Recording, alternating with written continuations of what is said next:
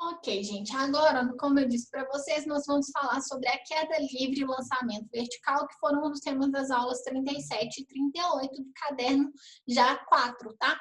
O vídeo anterior, a gente estava falando ainda do caderno 3, que era as aulas sobre o sistema dissipativo e conservativo. Essa aula aqui já refere-se ao caderno 4. Lembrando, primeiro, o que é a queda livre? A queda livre é quando um corpo ele vai ser solto e vai fazer um movimento de descida devido à ação gravitacional, devido à ação da gravidade. E quando existe esse movimento, acontece que a velocidade desse corpo ele aumenta a cada segundo de acordo com a gravidade daquele local. O movimento de queda livre ele é um movimento uniformemente acelerado, ou seja, ele tem uma aceleração constante e isso faz com que a velocidade aumente a cada segundo aquele valor, ou seja, na Terra, a cada 1 segundo, o corpo cai aumenta sua velocidade em 10 metros por segundo, que é devido à ação gravitacional, né? Se a queda livre acontece, ela pode acontecer em duas situações, com a resistência do ar e sem a resistência do ar. Quando a gente fala sem a resistência do ar, a gente está falando de uma região de vácuo, ou seja, onde não tem ação de nenhum tipo de meio, não tem ar, não tem nada. Então, nesse vácuo, quando eu libero dois corpos, sejam eles de que massa forem, de que formato forem, eles vão cair ao mesmo tempo no solo. Eles vão demorar o mesmo tempo de descida, de queda, tá? Então, não importa se eu colocar uma pedra e uma pena, se eu colocar um elefante e uma pedrinha, os dois vão cair ao mesmo tempo, tá? Isso numa região de vácuo, onde não existe resistência do ar. Caso a resistência do ar exista, essas relações vão se modificar. Por quê? Porque imagina uma pena caindo no ar. Ela é leve e ela tem uma superfície de contato maior. Então, o vento vem e consegue fazer com que ela caia com menos velocidade. Ela vai sustentar esse corpo no ar. Tá? Então, vai fazer diferença, por exemplo, a área de contato que esse corpo tem. Então, é diferente eu jogar uma bolinha de papel amassado e uma mesma folha, só que aberta, quando eu estou falando de resistência do ar. Porque aí, quando tem resistência, o ar vai segurar mais a folha aberta, porque a área é maior, então a sustentação vai ser maior, então o tempo de queda da folha aberta é maior. É isso que eu estou querendo mostrar aqui, que existe uma diferença. Muitos casos de exercícios consideram a relação de resistência do ar inexistente, ou seja, fala que é no vácuo. Isso especialmente para fins de cálculo, tá? Se você tiver uma situação de teoria envolvendo isso, você tem que saber dessa relação de diferença entre esses dois casos. Uma coisa importante também são as fórmulas para queda livre. A gente tem 3 fórmulas específicas. O que é importante a gente saber? Que na queda livre, o corpo sempre começa com uma velocidade inicial 0, se a gente só abandonar ele.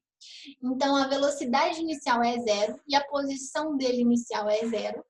E essa velocidade aumenta ao longo do tempo, como eu disse.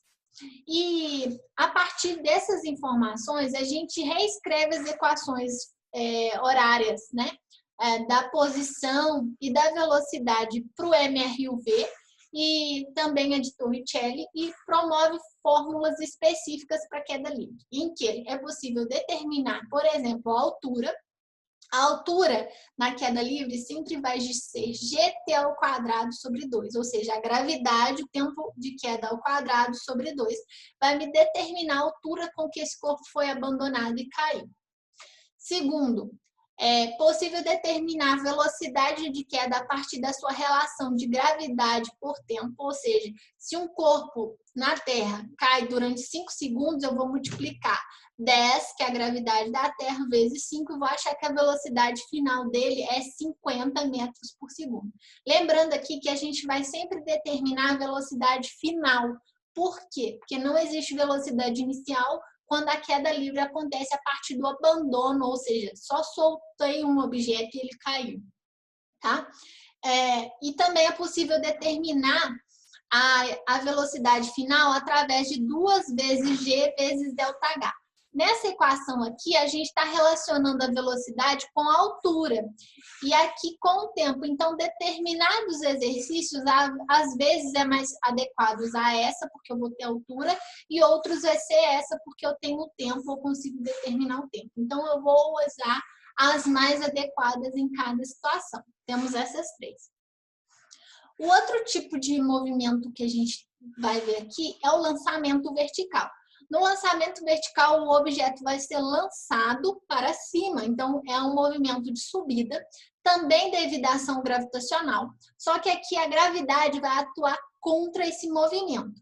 Então, eu vou ter que lançar ele com uma velocidade inicial, porque senão ele não sobe. Se eu soltar, ele vai cair. Então, para subir, eu tenho que lançar com determinada velocidade inicial. Ele vai subir um tempo, né? Mas devido à ação gravitacional, ele vai parar em determinado ponto, que é a altura máxima que esse corpo vai atingir a partir da velocidade que eu imprimi na saída, né? Na velocidade inicial. Quando ele para lá em cima, a gente fala que é a altura máxima, mas nesse ponto a velocidade final do corpo é 0, tá? Então, a gente tem um movimento que tem velocidade inicial, ele sobe, e quando chega no ponto máximo, nós temos aí um momento em que a velocidade final zera, tá? Então, se a gente fosse escrever as equações para ele, a gente tem essas 3 equações aqui, mas, por exemplo, eu poderia cortar esse V aqui. Por quê? Porque ele é igual a 0. Então, no final das contas, a gente sabe que o V0 é igual a G vezes T. Então, diferentemente da queda livre, no lançamento vertical, a gente acha a velocidade inicial, que ela depende da gravidade e do tempo que agora é de subida. Aqui também é a determinação da altura, ou seja, a altura máxima que esse corpo vai atingir. Ela depende da velocidade inicial, da gravidade, do tempo, né? E observem o seguinte, que aqui apareceu menos. Por quê? Porque aqui a gravidade ela é sempre negativa. Por quê? Porque o corpo está fazendo um movimento contra a gravidade. A gravidade puxa para baixo e ele está se deslocando para cima, tá? E por fim, a equação de Torricelli. Como eu falei para vocês, o V final é 0. Então, o que vai sobrar? Que o V0 é igual a 2G ΔH. Então, essa equação aqui vai permitir a gente determinar a velocidade inicial ou, às vezes, a altura, né? Se eu quiser a altura, eu faço V0 ao quadrado sobre 2G. Então, é só eu estou reescrevendo, né? Passando esse termo para cá, dividindo. Se eu quiser achar a altura, por exemplo, né? Que é uma coisa que a gente pode precisar. Então, essas equações aqui, né? Essas 3 equações, elas são equações para o lançamento vertical que vocês podem usar e anotar também, porque elas são importantes na hora dos cálculos envolvendo esse tipo de movimento. Ok? Então, sobre o lançamento vertical e o movimento de queda livre, era isso. O próximo módulo nós vamos falar sobre o lançamento horizontal.